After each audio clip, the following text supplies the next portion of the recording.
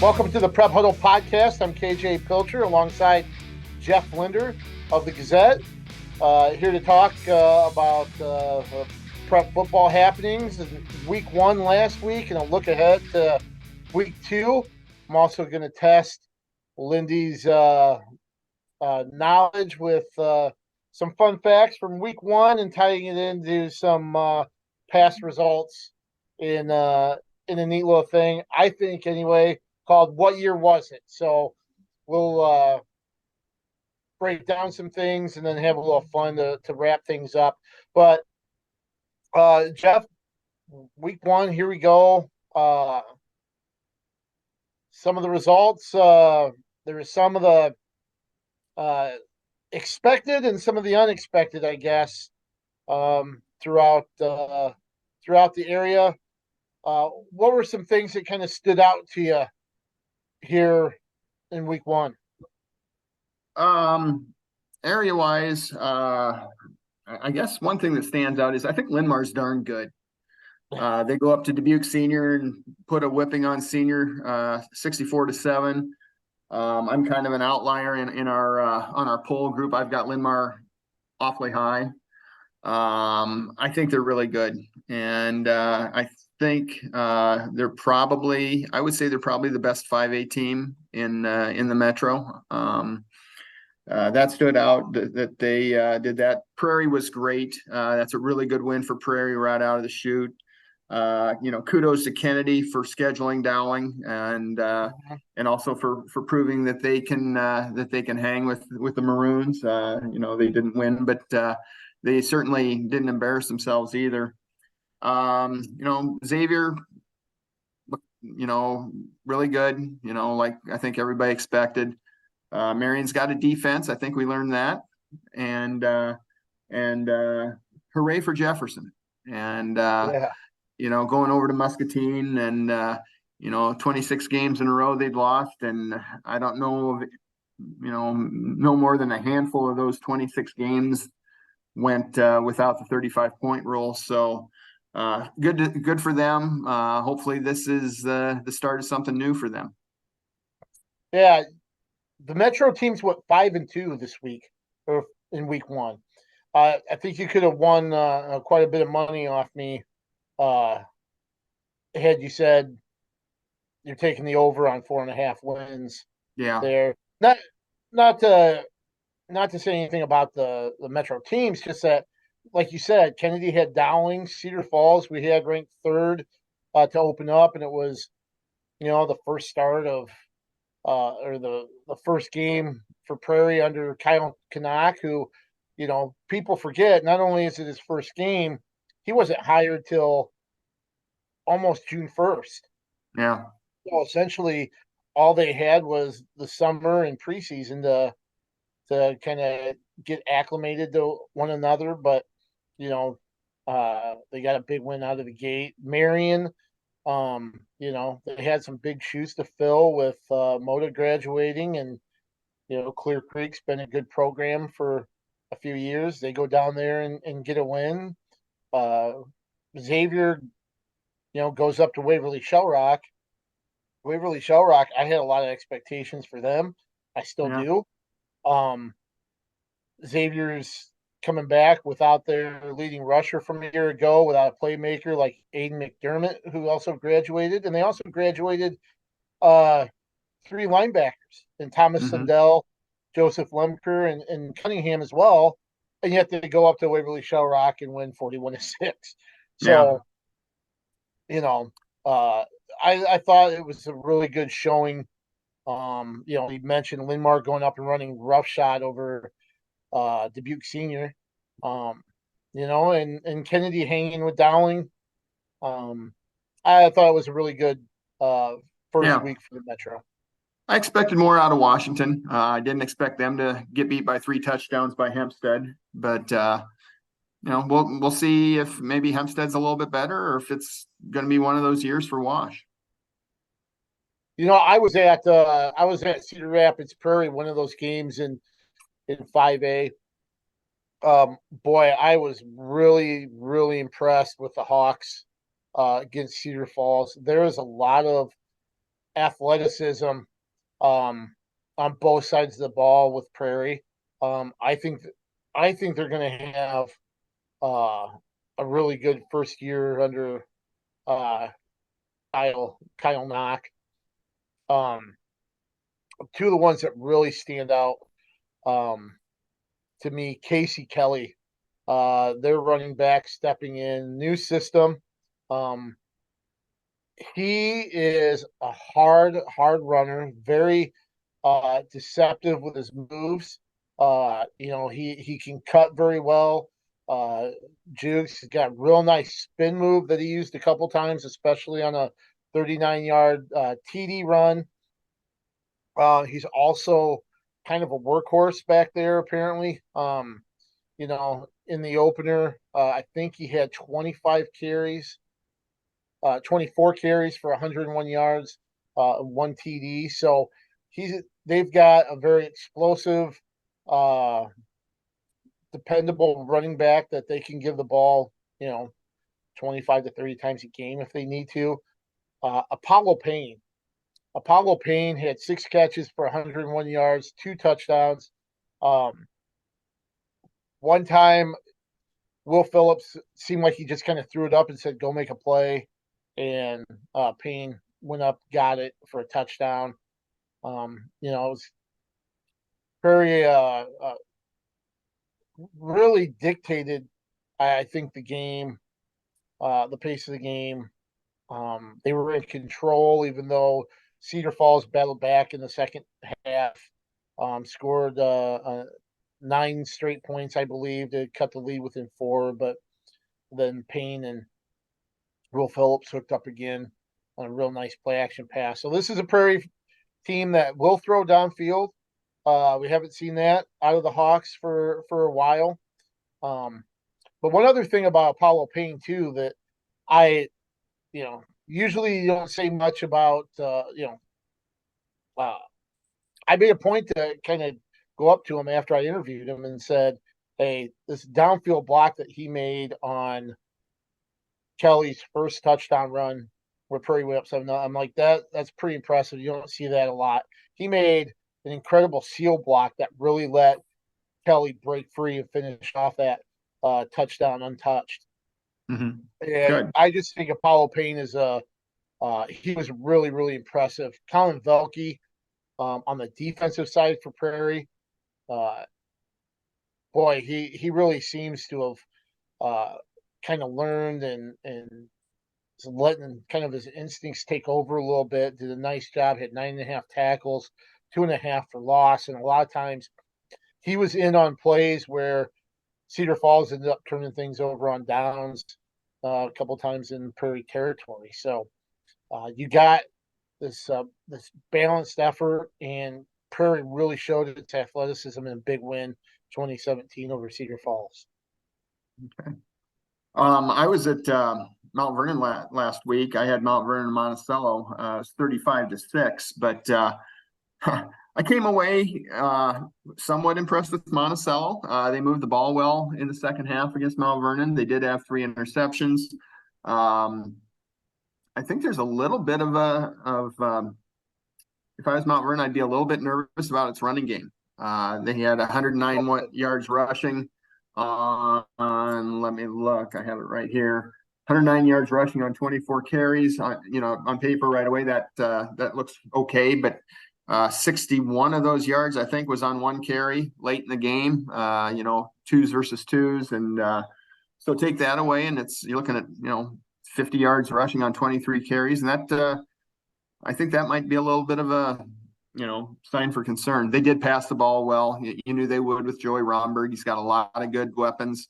They did play good defense.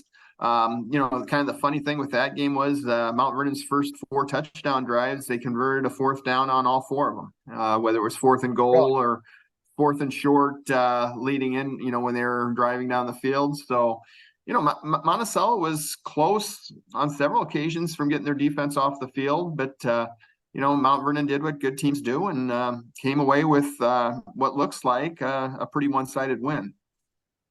You kind of mentioned the targets that they have. They really did graduate quite a few of those Yeah. receivers from a year ago. They have pretty much just picked up where they left off from last year and Yeah. replaced those guys. Yeah. Yeah. Evan Brazi had a nice game, 8 catches, 109. How many different guys caught a pass? 1, 2, 3, 4, 5, 6 guys caught at least 2 passes. So, yeah, On par from last year. yeah, a lot. It was pretty similar, and Romberg's got some weapons. So we'll for anybody that's watching, if you want to catch up on those, you can read Jeff Linder's story at thegazette.com on Mount Vernon, Monticello. My gamer from Cedar Falls Prairie is at thegazette.com, as well as a rewind that rehashed Cedar Rapids Jefferson coming away with a 33-24 victory at Muscatine, snapped a 26-game losing streak, 3 straight no-win seasons for the Jayhawks. That's no more, as they start out 1-0. And how big is that for Jefferson to come out and have success right away here this season?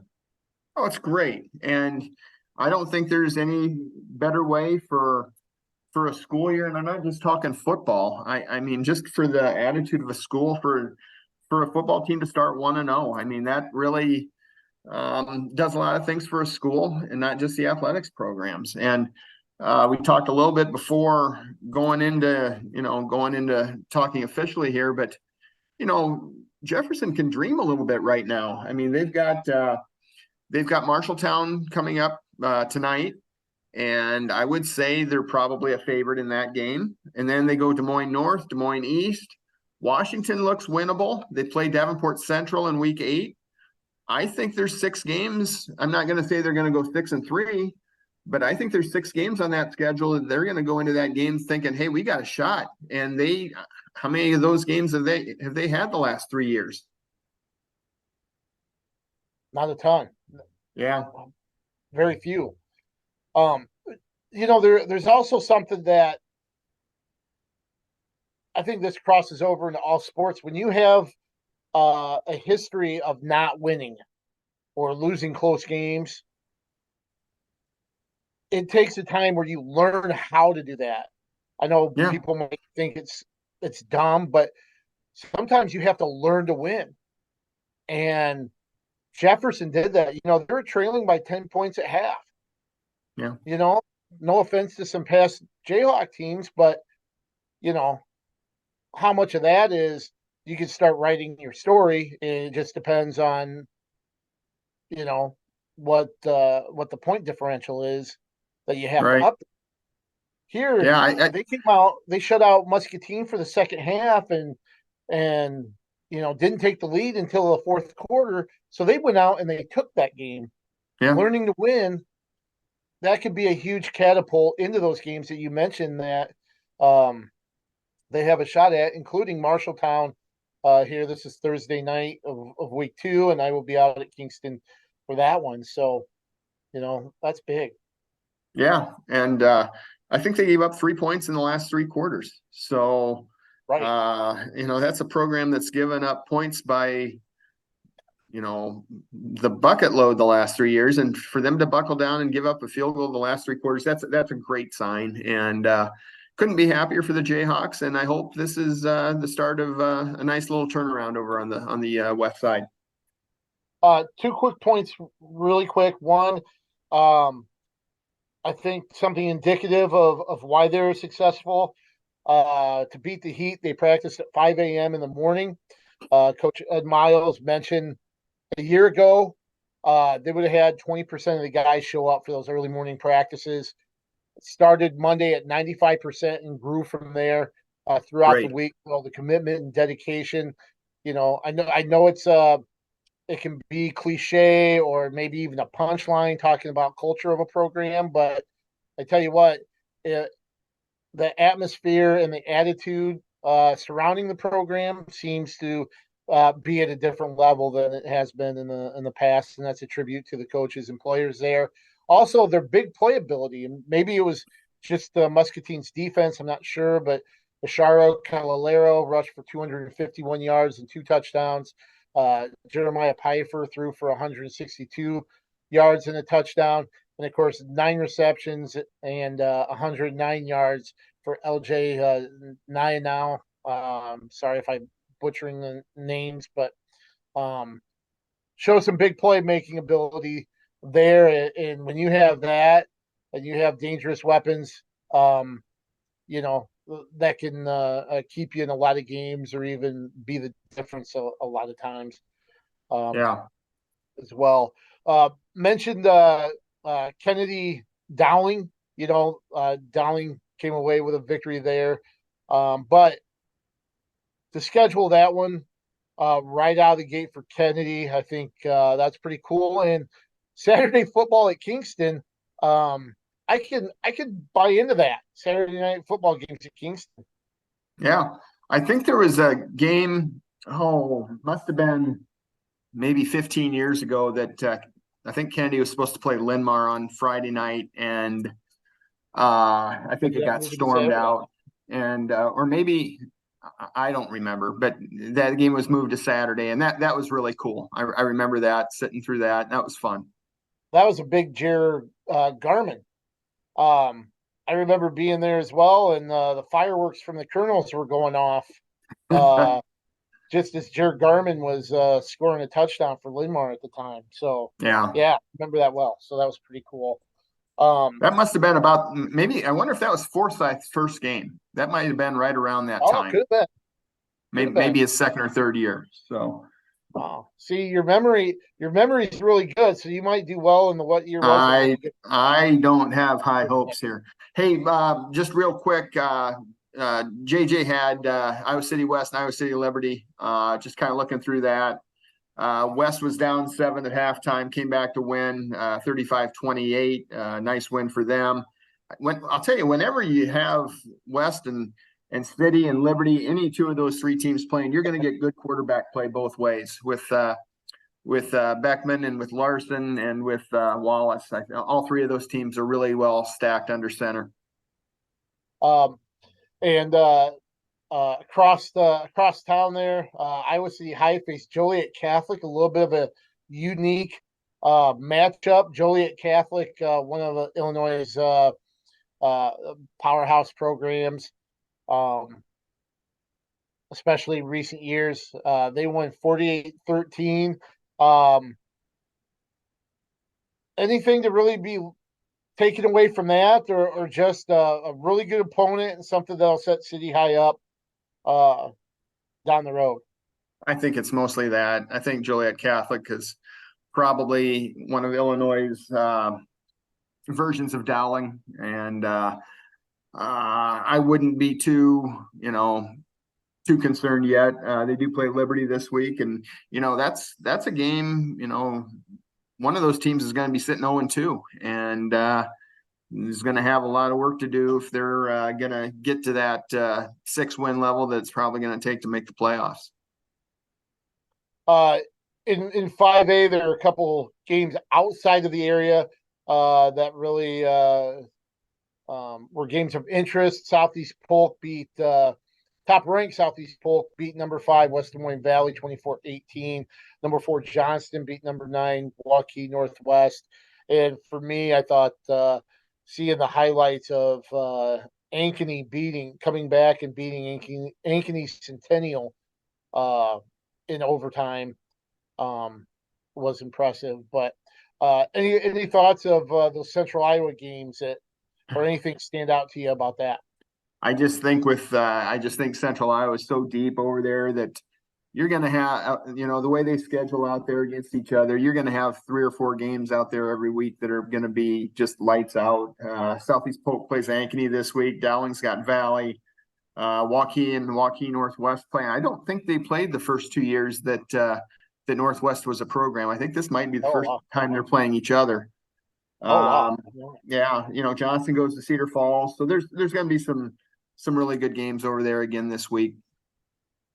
And in Class 5A, our top 10 matchups, number 1 Southeast Polk has number 5 Ankeny Number 2, Dowling has number 4, West Des Moines Valley. That certainly is a highlight matchup. Number 3, Johnson is at Cedar Falls, so the Tigers looking to bounce back. But Johnson certainly could put them at 0-2 to start the season. Number 6, Linmar faces Cedar Rapids, Washington at Kingston. Prairie hosts Dubuque Senior. Cedar Rapids Kennedy goes to Pleasant Valley, who is 0-1. Lost to Bettendorf. Number 9, Bettendorf has Davenport West, and then, as you mentioned, number 9, Waukee Northwest. Boy, out of the 4 teams, Kennedy, Pleasant Valley, City High, and Liberty, 2 of those teams are going to be 0-2. Did you figure that being the case at the beginning of the season? No, because I sure didn't think PV was going to lose right out of the gate against Bettendorf. No, Kennedy losing, that's not a big surprise. I kind of thought Liberty might beat West. So, I had no idea how City High and Joliet Catholic were going to do. So, two big games. I mean, you sure can't say they're elimination games, but they're, you don't want to be 0-2. Looking at Class 4A, we mentioned Xavier went up to Waverly Shell Rock and won handily, really pulled away, about mid-second quarter on. Williamsburg, I know they're 3A, but they beat West Branch pretty handily, looked really impressive early on. Now we have kind of an intriguing matchup here where you have 3A number 2 Williamsburg at top-ranked Xavier.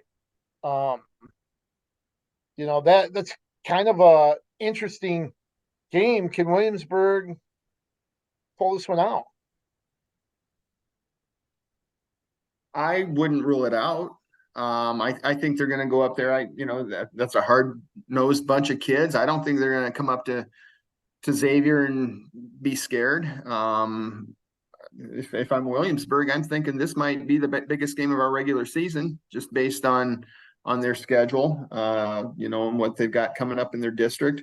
I think it's going to be a good game. I would say Xavier's a slight favorite, but I don't think it's going to be a blowout by any means. I don't think it's going to be 41-6. Oh, I don't either. This is a game where I think depth might come into play. Yeah. And the size of the teams might be the difference. I really expect this game to be close through a half, maybe 3/4, and maybe Xavier's depth just kind of help them pull away a little bit. They have plugged in some really nice athletes to kind of fill those holes left created by graduation. They also have, I think one of the things that might stand out for Xavier, I think they're going to be really good up front on both sides of the ball. I think they have 3 starters back on each side. That goes a long way to helping those skill guys perform well. So, but on the other side, you got Williamsburg, who now has Austin Blythe in as a line coach. So, they're going to be good. So it might be a fun battle in the trenches. You're going to be there to cover that game on Friday, correct? Yeah, that's me. And, I think Williamsburg's got the best athlete in the area in Derek Weiskopf, all around athlete. And, you got somebody like him, I think you got a chance. Yeah, and like we mentioned, Williamsburg very impressive in week 1 with a win over West Branch. Some other top 10 matchups from Class 4A. Bondurant Farrar, our number 2 to start, lost to number 10 North Polk 43-39. Lewis Central and Harlan battled in another entertaining game. Lewis Central tied for number 2 in 4A, beat 3A number 3 Harlan 21-20. Number 4 ADM beat number 8 Newton 49-21. North Scott beat DeWitt Central 34-7.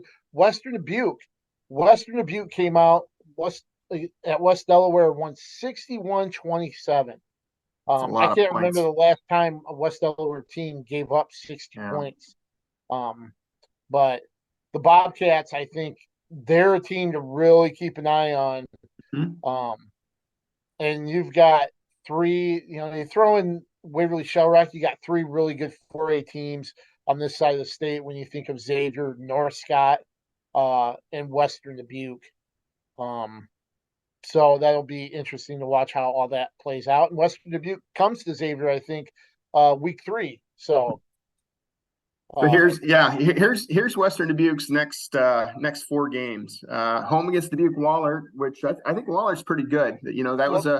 That was a dome team last year, and they won comfortably this last week. Then they go to Xavier, then they host North Scott, then they host Waverly. So to get a really good gauge there, and they put up I think it's Grant Glauser. I think he was among the leaders in all-purpose yardage after that game. So they've got some really good weapons and some tough guys up front. Yeah, as well. So we'll get a good gauge on them here in the next couple of weeks for sure. absolutely. To round out the top 10, number 7 Glenwood won. And then, of course, Newton, Waverly, Shell Rock, North Polk lost. But in 3A, we mentioned Mount Vernon being Monticello, Williamsburg winning, Webster City, Harlan lost, Webster City won, Nevada won big over West Marshall, Humboldt won, Davenport Assumption kind of putting one on number 7 Solon 34-7. That surprised you a little bit? Yeah, I did. I thought it was probably a pretty evenly matched game, and it looked like Assumption just kind of kept pulling away as that game went on. And I think they're going to be the Knights are going to be really good. Solon will be fine. I'm not sure this is going to be one of Solon's best teams, but another game I wanted to throw out there quick, Benton Community. They play Marion this week. I think that's where you're going this week, right? Yep, I will be out at Van Horn for that. Cats and Yeah, Wolves. neither of those teams have given up a point yet this year, so that should be a whale of a game. Yeah, kind of looking forward to that. Really looking forward to seeing Trey Frank for Marion. Kind of a leader for that team. Had a heck of a season last year. Really looking forward to Benton Community. Of course, Benton Community is in a really tough 3A district with Solon and Williamsburg, right? Yeah, and I think there's one more team in there that's pretty good too. I'm trying to think who it is. I think is Grinnell in there too? I think Grinnell might be all right. Might be. Yeah. So,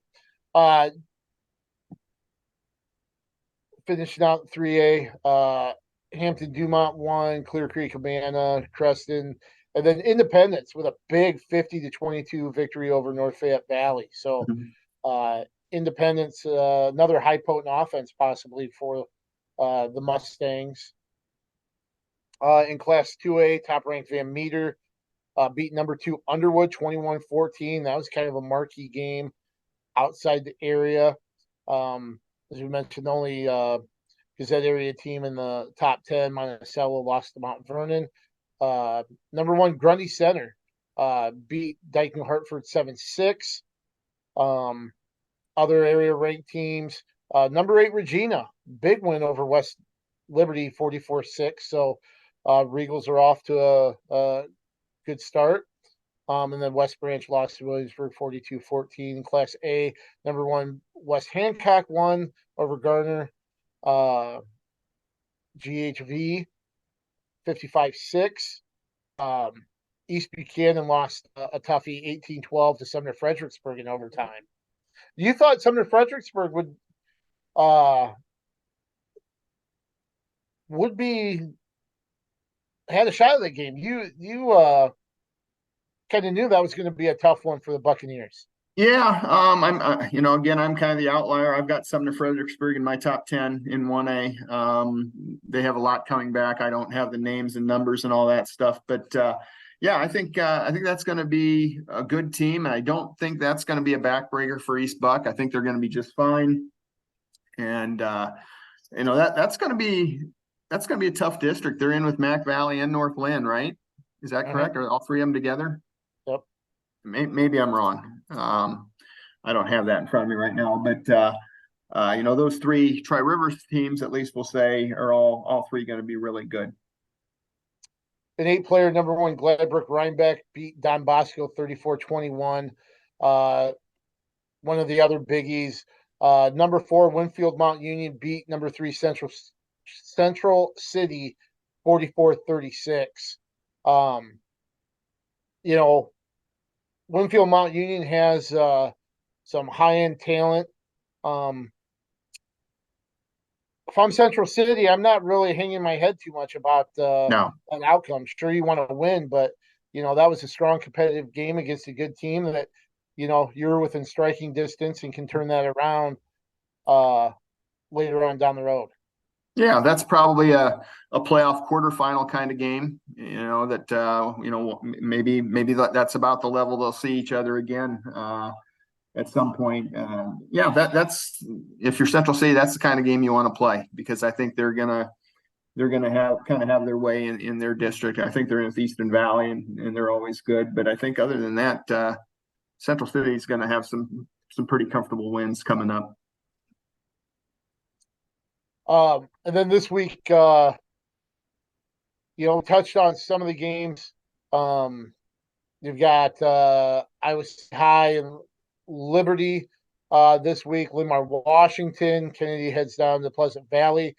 Prairie hosts Dubuque Senior. Xavier Williamsburg, obviously one of the top matchups. I'll be at Marion at Benton Community.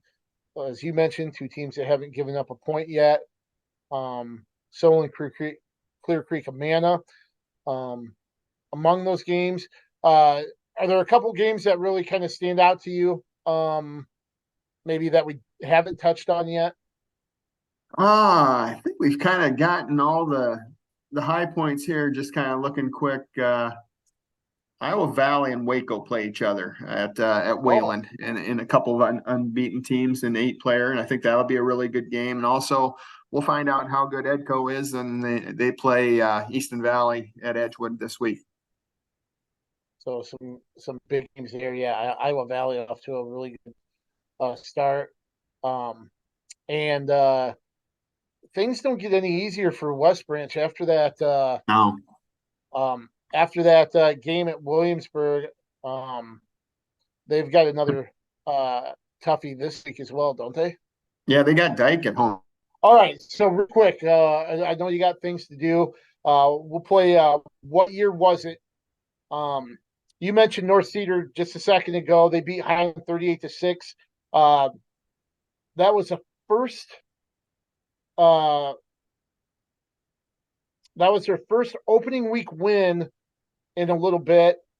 Tegan Weber had 12 rushes for 107 yards. Peyton Clark, 12 rushes for 130 and 3 touchdowns.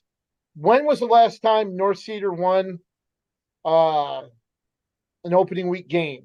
And here are some of the clues really quick. Derek Jeter and Landon Donovan played their final games in baseball and soccer professionally. Apple delivered the iPhone 6. Sochi, Russia hosted the Winter Olympics. And Adam Silver became the NBA commissioner. I'll say 2016. You're close. The state champs were Dowling and Foray, Pella, North Fayette Valley, Regina, Loma, and Newell Fonda. Okay, so you said Winter Olympics for Russia. Yep. Okay, yep. I'll say 2018 then. 18 or 14? 18. 14. Oh, 2014. Okay. So Cedar Rapids Xavier beat Waverly Shell Rock 41-6. Cedar Rapids Xavier in their history have only had 4 losing seasons, and Ooh. they've had 1 season at 500. When was the last time the Saints had a losing football season? They were 500 in 2011, but when was the last time they had a losing season? 2008. Here are your hints. Greg Maddux earned his 300th victory. The Montreal Expos played their final season Jeez. before becoming the Nationals. The Malice in the Palace occurred with Pistons and Pacers. Dwight Howard was the #1 pick in the NBA draft, and Keely Pilcher was born this year. Oh, that makes it a little easier. 2006? 7? 2004. 2004. Oh, Keely Pilcher. I was thinking Keely. Katie. Yep, not Katie. All right. You would have been right on there. Wrong daughter. Yep. Cedar Rapids Jefferson, after 26 game losing streak, Ashara Calalera rushed 25 times for 250 yards. When was the last time Jefferson had a rusher amass 195 yards or more in a game? Here are your hints. The Bitcoin network was created. The New York Yankees won their 27th World Series. Michael Jackson died in this year.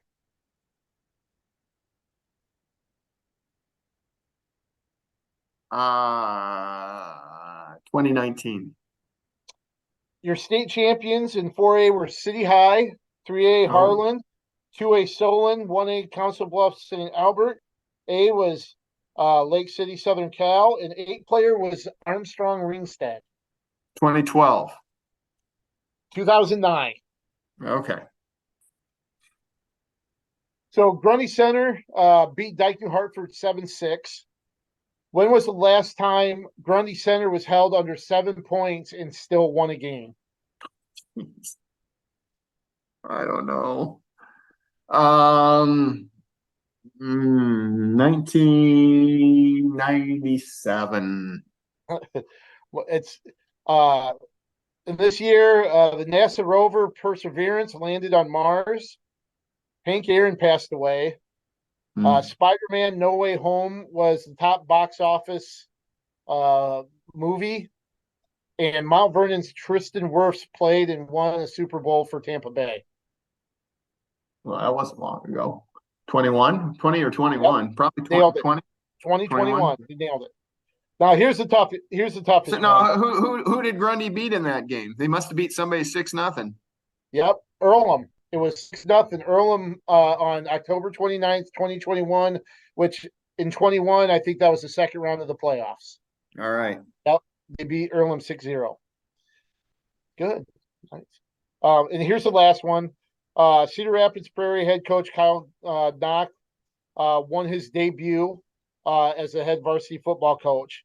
He's the son of Hall of Famer Don Knock, who is coached at Rockwell Swaledale Grundy Center, where he won a state championship in 1984 in Class 2A. He was a longtime Kennedy coach from 87 to 2000. Coached at Kickapoo, Missouri in 2007. Coached at Marshalltown from 2014 to 16. Also had stops at Iowa State, UNO for football as well. But he also won his first game as head coach. What year did Don Knock win his first varsity game to make it a father-son Debut sweep. Yeah. I'll say start at Rockwell Swaledale in 75. So in this year, in the 1900s, I almost gave it away. Atari was released in North America. Seattle Slew won horse racing's Triple Crown. Elvis died. And Saturday Night Fever and Star Wars opened in theaters. Your state 77. champ nailed it, Lindy. All right. 1977. I know my 70s and 80s better than I know last week. Well, you got 2021 for Grundy Center, so that was pretty good too. I wouldn't have got that without Tristan Wirfs. That was my second guess. It doesn't count if I get it on my second or third guess. So just want to remind everybody, Jeff Linder will be at that Xavier Williamsburg game Friday. I will be at Jefferson Marshalltown tonight, Thursday. Friday, I'll be at Benton for Marion Benton Community. Jeff Johnson, do you remember where JJ will be? He's got Linmar Wash. Okay. So that'll be at Wash. Kingston. Yep. Plegancule has City High Liberty. Condon's got Dubuque Senior Prairie, and Cully Klein's got Mid Prairie Regina. Okay. So just remind everybody, you can go to the Gazette.com and find all our game stories, roundups, how the top 10 fared. You can go there now and see preview content, including capsules, our weekly rankings, all that good stuff. So visit the Gazette.com to take in all that high school football and other high school sports content. For Jeff Linder, Jeff Johnson, who couldn't make it this week, I'm KJ Pilcher. Make sure you follow us this week and check out all our great coverage of high school sports. Thanks for watching.